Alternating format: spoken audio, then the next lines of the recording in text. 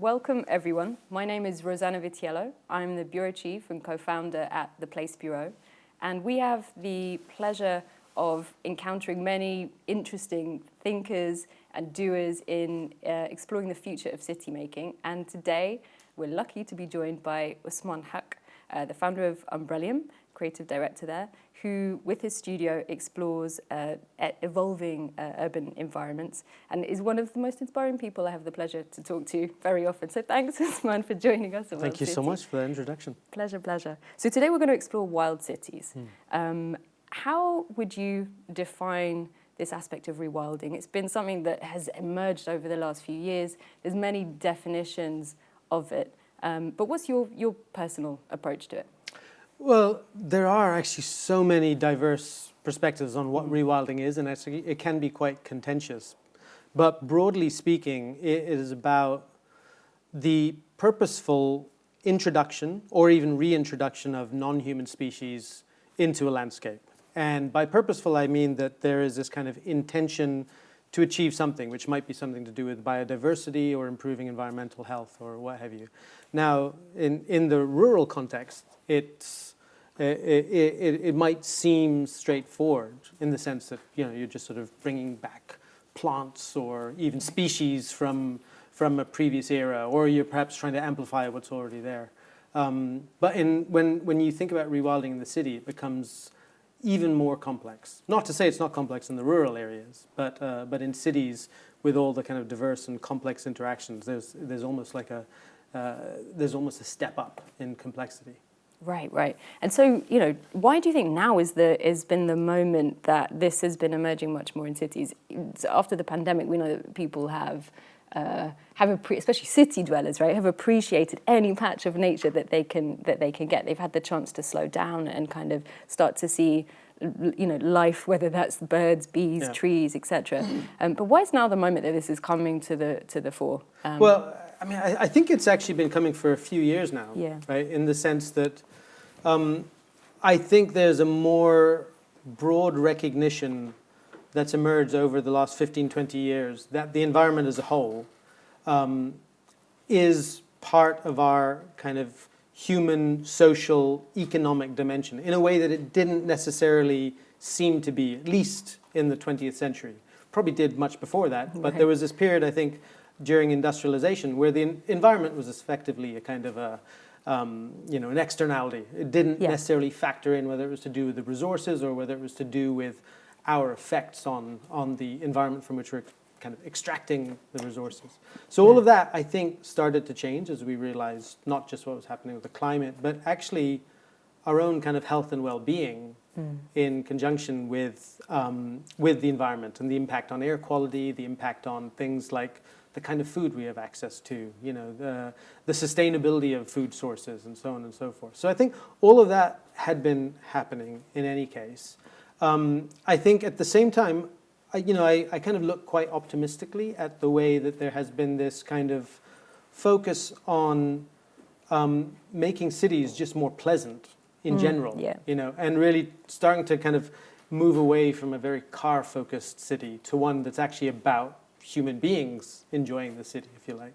And so with the pandemic and with this kind of, from an almost personal level, our own interest in just wanting to be able to get out and walk around, and in some cases actually experiencing the city without any vehicles because so much traffic had been removed. I think it's really piqued everyone's interest, and sort of there's almost like this aligning of many different things going on at the same time. And I think adding to that is that rural rewilding has been now around for a while, and there's lots of things that we've been able to learn from that, which now when we look at cities, we can start to think about how that would actually work in an urban context. And who benefits from it? I mean, I think one of the interesting things about this right now and your perspective is, especially in Europe, we have cities that were not built around the car at all.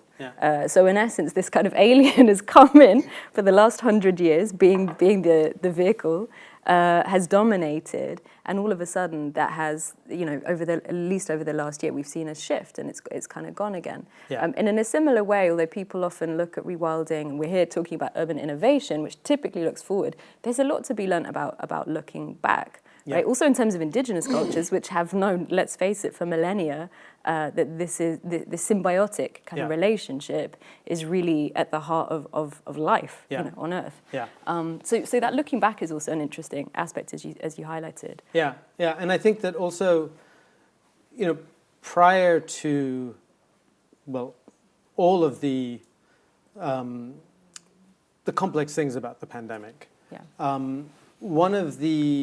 One of the challenges I think we in the kind of urban space faced, in a sense, thinking about what comes next and how do we do it, was what was described by many people as a failure of imagination. In the sense that we can't even really think about what it might look like, and therefore even getting people on board to kind of take that journey together was difficult.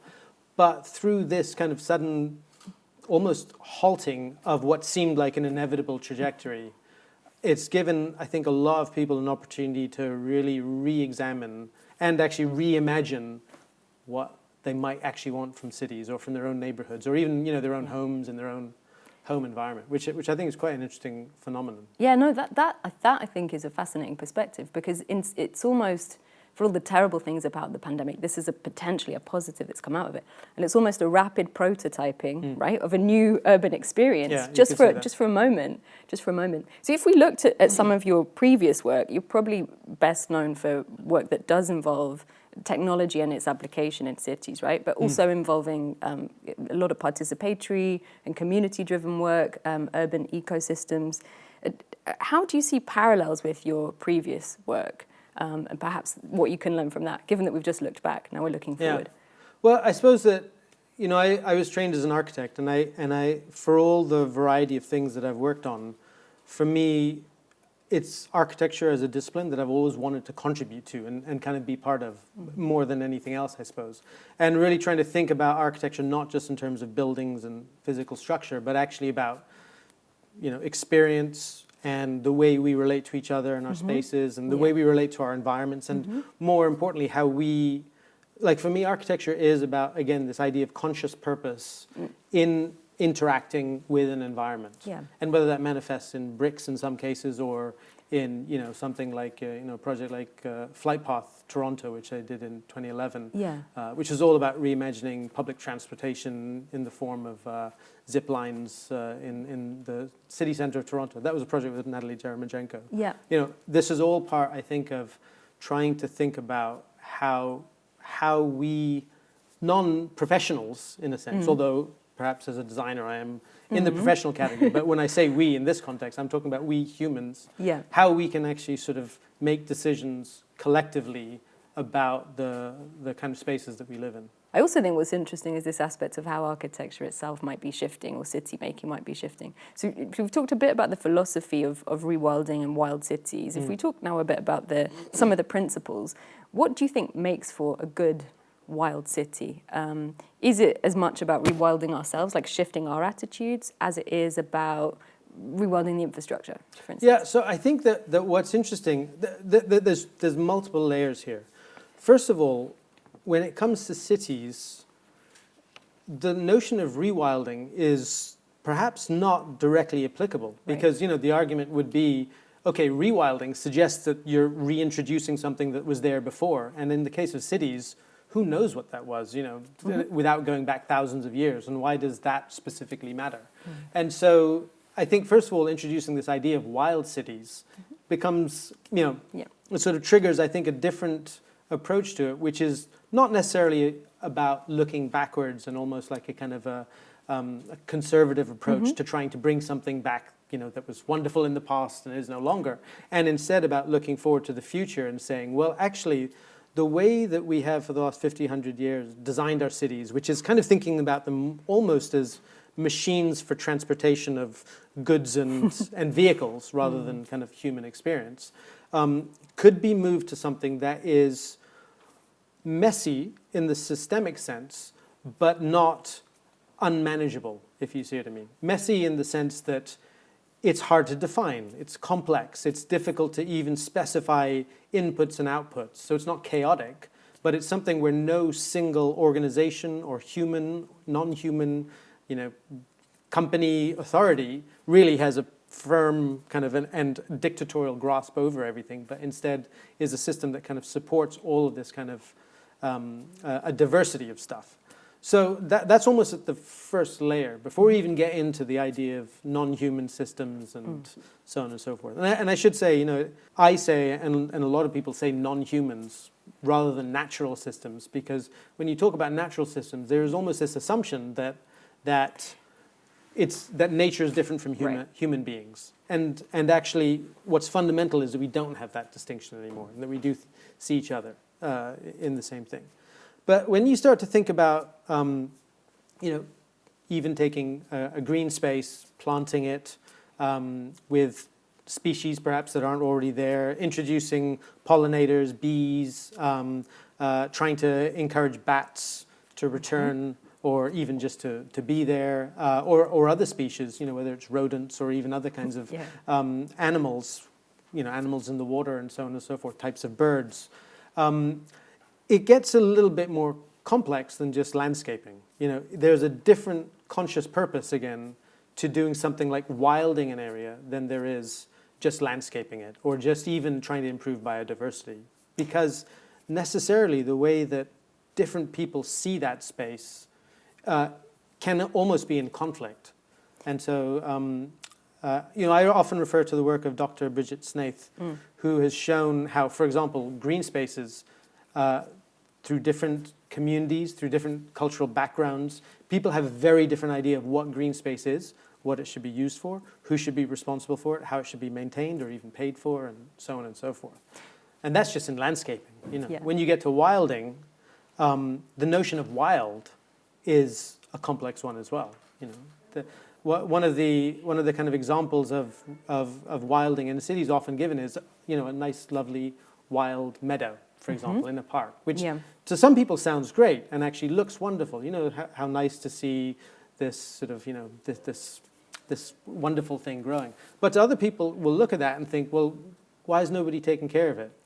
We're paying taxes and they're just letting it go. Yeah. And so without a kind of journey, the wilding process necessarily has to encounter and kind of almost like embrace all of these different perspectives. And I think, this is one aspect that's really interesting in big multicultural cities like London, is you do bring people from all over the world who have very different lived experiences of what nature means, and very different connections to what that has offered them and what they've offered it in some ways. Yeah. And I remember actually working back on the Olympic Park, and Nigel Dunnett and James Hitchmer, who are the planting professors and professors of landscape up at University of Sheffield, did a lot of work on establishing those meadows. And it's been really interesting also in their work at looking at how they could draw plants and seeds from all over the world to bring in those kind of different references and aspects. Yeah. But still, I think we have seen that there are many different, whether it's to do different perspectives on how you experience a space like that. And I think also the term wild is still quite scary for a lot of people in two ways, actually. So you have, to your point about complexity and messiness, that's not something that planning planning teams or planners are very often, comfortable with. Yeah. Planning is ultimately about rules. So there's that aspect, is like who takes those decisions, who allows for that growth on the one hand, and then the aspect of wild on the flip side, which you often get in cities, is to do with, well, if this is out of control, is this unsafe? And so you're navigating, interestingly, all of these cultural dynamics on top of then all the ecological, technical aspects going on. Yeah, Dr. Kim Ward, who wrote a paper called, I think it was Decolonizing Rewilding. Yeah.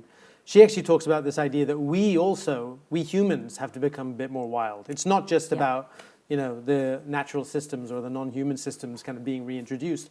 We are fundamentally going to have to change the way we relate to each other and the environment around us. And that's both because of our own health and well-being, but also because through the climate crisis, either we purposefully change the way we live, or the environment is going to do that for us without us really having any say in it. Yeah. And so, it becomes very interesting in the context of cities, which are effectively, they're crucibles of diversity, of opinion and approach and perspective and background and power. and ability to affect change and even to decide on or even be part of deciding on things, it becomes phenomenally complex. Which doesn't mean to say it's insurmountable, but simply that one has to grapple with this complexity. Yeah, and you've got to embrace that as you go in. So thinking a little bit about that complexity and these many different voices coming in, who do you think should be involved in rewilding? Because for better or worse, currently most city making is still the domain of master planners, architects, investors, developers, and there are challenges for them in putting rewilding to the top of their agenda. So who do you think should be involved in that conversation? Well, effectively everyone. Right. I mean, in one way or another, given that we, again, ordinary people, are going to have to change the way we live with each other and the environment, and it's going to happen to us whether we decide to or not over the next sort of 20, 25 years. And by the way, of course, this is the fastest change we've probably ever had to make as a species, based on the way things are changing. That necessarily means that even in our homes, I think we might have to do things differently, whether that's to do with our food choices or what we do with waste or how we deal with air quality issues, or whether that's to do with, our shared environment with other things that are living around us. All of these things do impact us. But even if you just take a basic, let's call it, rewilding project in a green space, if the residents that are going to be affected by and possibly make use of and be part of kind of the environment are not somehow part of the governance and almost the stewardship of that environment, then that separation will remain. So I think that if people are actually involved in kind of almost in the sense of a kind of a landscaping school, if you like, or kind of a rewilding school, to click up from a mere allotment to something that is actually about a communal activity that has benefits beyond just the growing and eating, and are actually more about a kind of a very diverse cultural understanding. You could sort of imagine having a space where if there's a very diverse community with people coming from lots of different backgrounds who decide to come together and grow all sorts of different types of foodstuffs from different types of cuisine, and sort of are able to think about a collective banquet made from the landscape.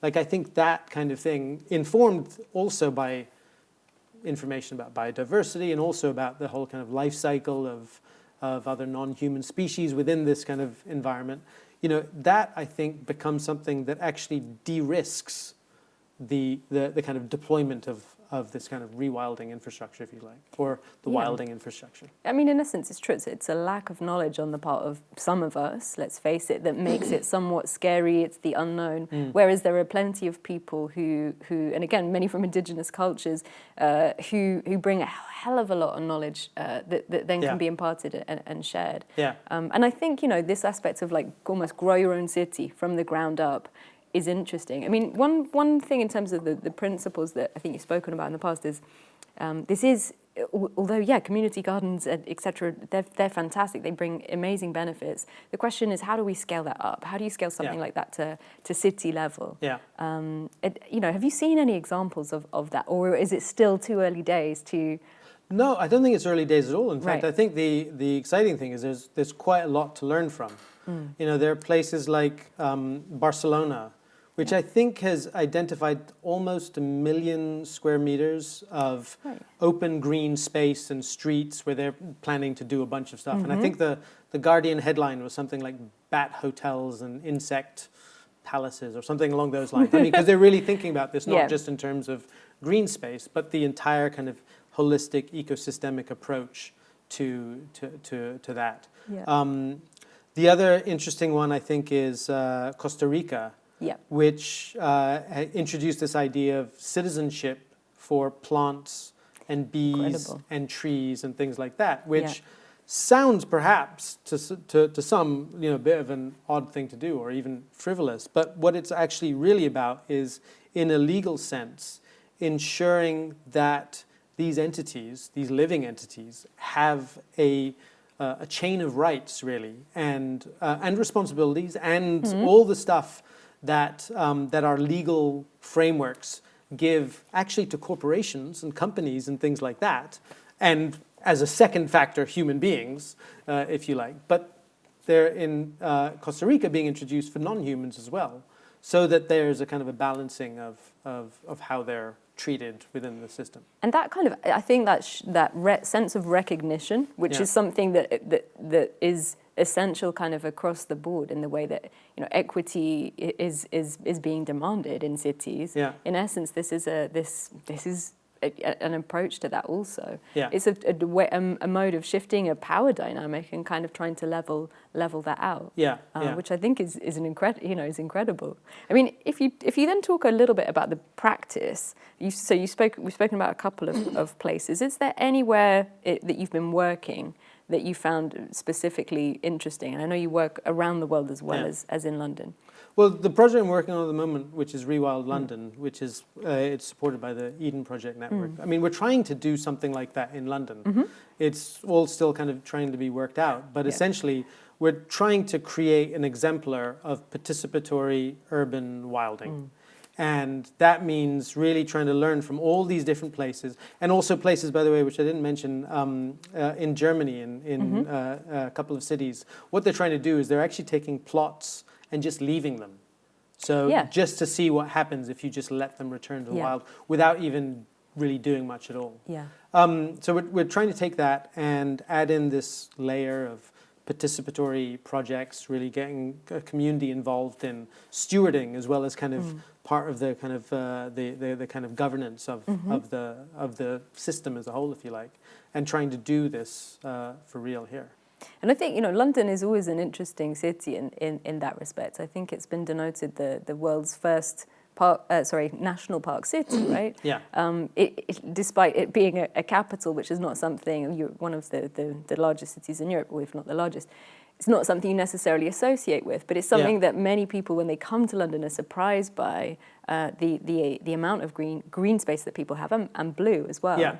So I think so London's fantastic for green space, but I do feel like we are still sort of operating in a 20th century model for our green space. And I think there is the opportunity here to actually become the 21st century model for green space. And that's the thing that's kind of exciting, I think. I think that the one thing we've seen in other cities, I think I'm thinking of things like the super farm, which has been taking off in Holland, is also the notion of productive green space. I think one of the biggest challenges in practice, as we mentioned before, is highlighting the value of this. And in a big city, space is contended, right? It also needs to start offering something, making money, offering some kind of benefit. And those are the pressures unfortunately, on green spaces or rewilding spaces. So in that aspect of how a space could be productive, or how it could almost be monitored, how we can highlight the value, how do you think we could do that better? How can we show what it not just means to us? Maybe it's about measuring that. Well, I think that one of the key things that's kind of come out, again, of these sort of last 18 months is this idea that health and well-being of humans, albeit humans, is an important metric for a city. And a value is effectively being placed on that. And improving that health and well-being, I think, is becoming more part of the sort of established economic system, if you like. What I'd like to see is actually the health and well-being of non-humans added to that kind of metric. Because, you know, it's not just that, you know, these other creatures are the canaries in the coal mine, effectively. But it's that actually, if our well-being, which we know to be intertwined, is improving in both, then we know that can become more sustainable for both. And we know, I mean, there's plenty of evidence that shows that can actually lead to a more kind of sustainable and actually, productive way to deal with the climate crisis. There's been talk around the idea of not a national health service, but a natural health service. And I think it's really important that access to green space and access to nature, which is quite divided right now. There are lots of disparities in cities, in London, being one. but remains almost out of the hands of industry, like remains free. Yeah.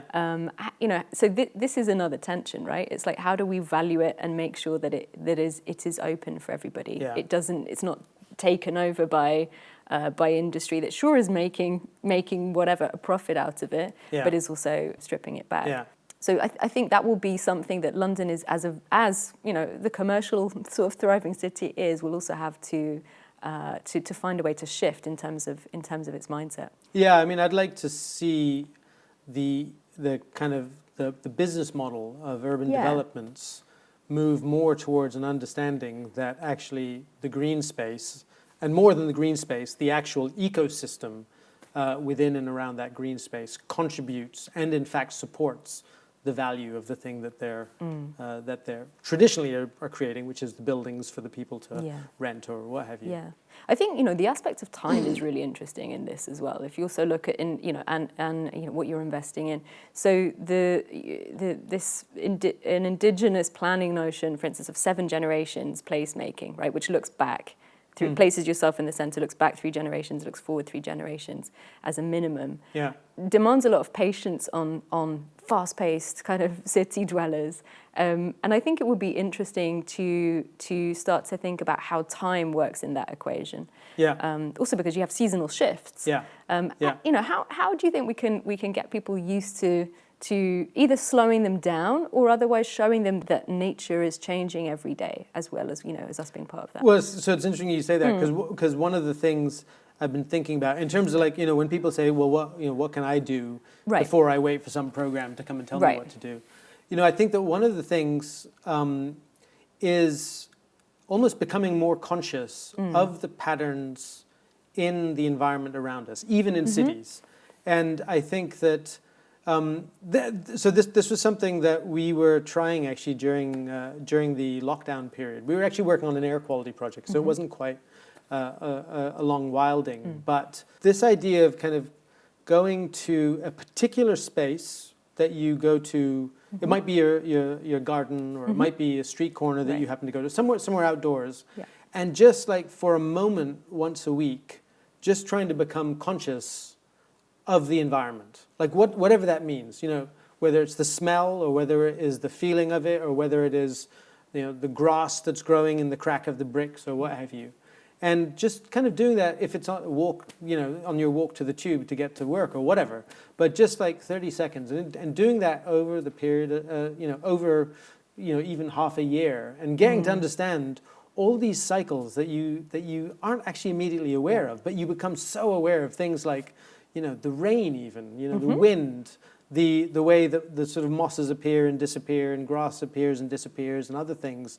I think that's almost like a first step, is to just kind of understand that there are these rhythms, which is not just about snow and rain, and actually far more complex and almost like weekly and monthly cycles that are really interesting. And I think when one does that, one starts to just have a bit more of a connection to what's going on. Yeah, I think that's fascinating. Also, the idea that we have a tendency to design to protect people from nature, but maybe we should be designing to reveal nature to people.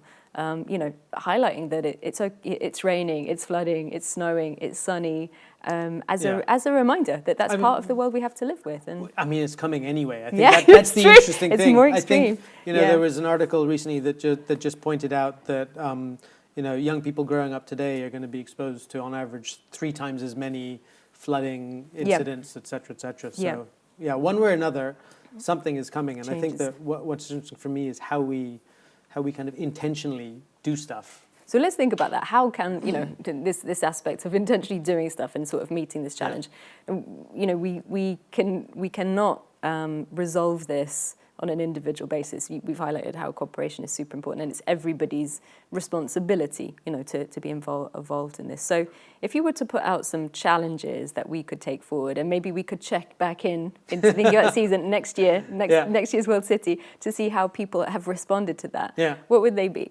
Well, I think, so the first thing would be that awareness thing that I said, just going out there, and wherever it is, something outdoor, could just be on a balcony or on your doorstep, and trying to just consciously think about and just perceive and start to notice things about the space around you. I think that's one thing. The second thing, when it comes to actively and productively doing something, there's very simple things you can do. You know, whether it is, you know, if you could plant something, and it depends where you live, but you could plant something, or even just have a plant that is known in your area to attract pollinators, bees, and be there for them. And just see how, even if you just have 1 or 2 flowers on a windowsill, how you actually attract other insects towards it.